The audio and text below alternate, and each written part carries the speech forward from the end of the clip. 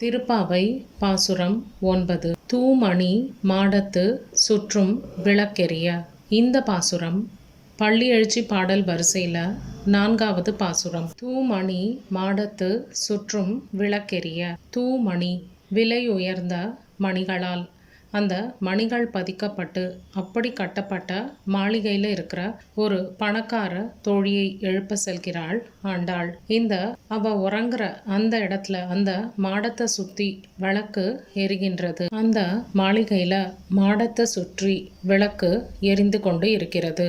தூமங்கமழ துயில் அணை மேல் கண் வளரும். நல்ல வாசனை திரவியங்கள் இதெல்லாம் கொளுத்தப்பட்டு நல்ல நறுமணம் தவழ்கிறது. அங்க பஞ்சு மெத்தையில படுத்து உறங்கும் தோழியே, மாமான் மகளே மணிக்கதவம் தாழ்த்திரவாய். இந்த ஆயர்பாடியில ஏதாவது ஒரு விதத்துல ஒருவருக்கு ஒருவர் சொந்தம். அதனால இங்க உரிமையோடு அந்த தோழியை, மாமன் மகளே உடனே வந்து இந்த மணிக்கதவை திறப்பாயாக அப்படின்னு ஆண்டாள் சொல்கிறாள். மாமீர் அவளை எழுப்பீரோ, உம் மகள்தான். மாமி, உங்க மகளை எழுப்புங்கள். நாங்க எல்லாரும் இவ்வளவு தூரம் சொல்லியும் ஒன்றுமே கேட்காதது போல அவள் இன்னும் உறங்கிக் கொண்டு இருக்கிறாள். ஊமையோ அன்றி செவிடோ அனந்தலோ. உங்க மகள் என்ன வாய் பேச முடியாத ஊமையா, இல்ல காது கேட்காத செவிடா, இல்ல ரொம்ப சோம்பேறியானவளா? ஏம பெருந்துயில் மந்திர பட்டாளோ. ஏதோ ஒரு மந்திர வசப்பட்டு இந்த பெருந்துயிலுக்குள் சென்று விட்டாளோ. ஏம பெருந்துயில் மந்திர பட்டாளோ, இல்ல ஒரு மந்திரத்திற்கு வசப்பட்டு இந்த பெருந்துயிலில் இருக்கிறாளோ. கண்ணன் அப்படிங்கிற அந்த பக்தி மந்திரத்திற்கு ஆட்பட்டு இவள் உறங்குவதையே ஆண்டாள் இங்கே குறிப்பால் உணர்த்துகிறாள். மாமாயன் மாதவன் வைகுந்தன் என்று இந்த உலகத்தையே தன்னோட மாய வலைக்குள் வைத்திருப்பவன். மா அப்படிங்கிறது லக்ஷ்மி தேவியை குறிப்பது. லக்ஷ்மி தேவியோடு இணைந்திருப்பவன் மாதவன். இப்போ லக்ஷ்மி தேவியோட துணைவன். இவனை, இந்த வைகுந்தனை நாம் போற்றி புகழலாம். அவனோட நாமம் பலவும் நவீன்றேலோர் எம்பாவாய். அவனோட எல்லா நாமங்களையும் நம்ம சொல்லலாம்.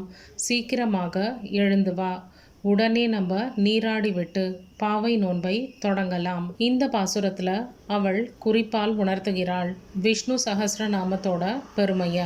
அந்த விஷ்ணு சஹஸ்ரநாமத்துல பகவானோட 1000 நாமங்கள் இருக்கின்றது. இப்போ எல்லா நாமங்களையும் நாம் ஓதலாம். அதனால நீ சீக்கிரமாக எழுந்து வா அப்படின்னு குறிப்பால் உணர்த்துகிறாள். திருமாலை வழிபட நம்ம உச்சரிக்க வேண்டிய அந்த 12 திவ்ய நாமங்கள் என்ன? கேசவா, தடைகளை விலக்குபவன், துன்பத்தை தீர்ப்பவன். நாராயணா, உயிருக்கு ஆதாரமாக இருப்பவன்.